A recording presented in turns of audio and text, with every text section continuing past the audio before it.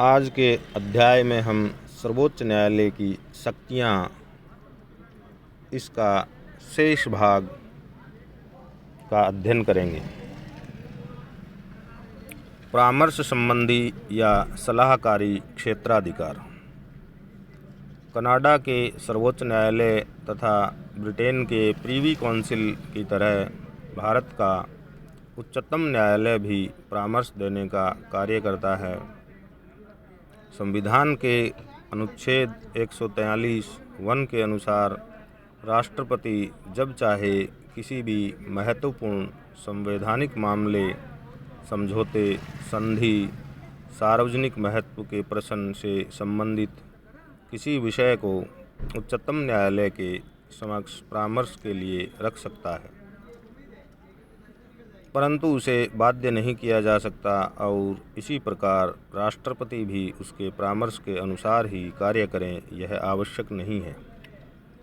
संविधान के अनुच्छेद 143(2) के अनुसार राष्ट्रपति किसी ऐसे विवाद को जो अनुच्छेद 131 में सर्वोच्च न्यायालय के क्षेत्राधिकार से बाहर माना गया हो, परामर्श लेने के लिए सर्वोच्च न्यायालय के पास भेज सकता है।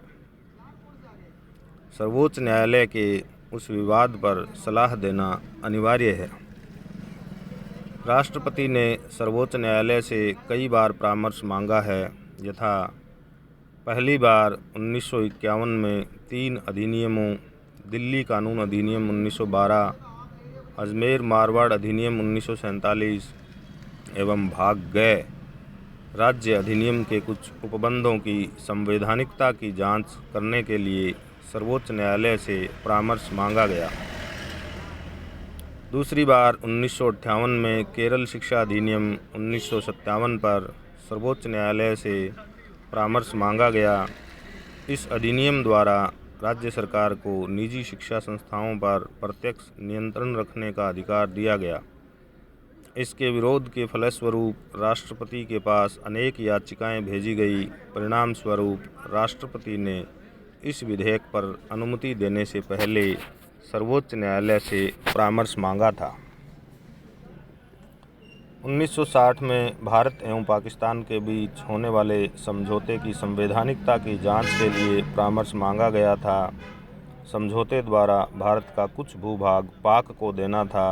परामर्श यह मांगा गया था कि क्या संसद विधि द्वारा देश का भूभाग किसी अन्य राज्य को दे सकती है।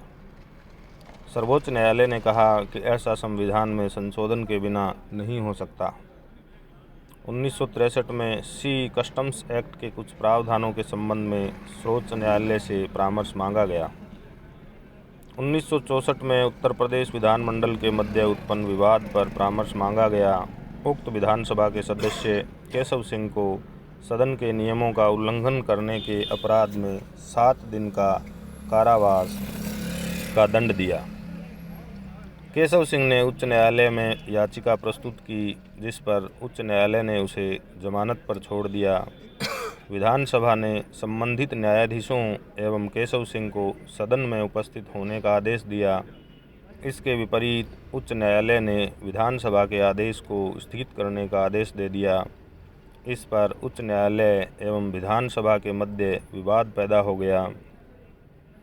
विवाद को सुलझाने के लिए विधानसभा ने राष्ट्रपति से सर्वोच्च न्यायालय से परामर्श लेने का अनुरोध किया। फलतः राष्ट्रपति ने सर्वोच्च न्यायालय से परामर्श मांगा और सर्वोच्च न्यायालय ने उच्च न्यायालय के निर्णय को वैध बताया। 1974 में राष्ट्रपति के चुनाव पर परामर्श मांगा गया। 1974 में जब राष्ट्रपति का चुनाव हुआ, उस समय गुजरात राज्य की विधानसभा भंग हो चुकी थी। अतः इस स्थिति में राष्ट्रपति द्वारा 29 अप्रैल 1974 को अनुच्छेद 143 के तहत सर्वोच्च न्यायालय से परामर्श मांगा गया और सर्वोच्च न्यायालय ने कहा, राष्ट्रपति का चुनाव वर्तमान राष्ट्रपति का कार्यकाल समाप्त होने से पहले होना आवश्यक है और एक या एक से अधिक राज्यों की विधानसभा भंग होने की स्थिति में यह चुनाव हो सकता है। 1979 में विशेष अदालत विधेयक के संबंध में परामर्श मांगा गया। इस विधेयक का उद्देश्य ऐसी अदालतों का गठन करना था जो आपातकाल में उच्च पदों पर आसीन व्यक्तियों द्वारा किए गए अपराधों की सुनवाई करके शीघ्रता से निर्णय दें। सर्वोच्च न्यायालय ने कुछ प्रावधानों के अतिरिक्त इस विधेयक को वैध बताया। 1981 में LIC के मामले में सर्वोच्च न्यायालय से परामर्श मांगा गया।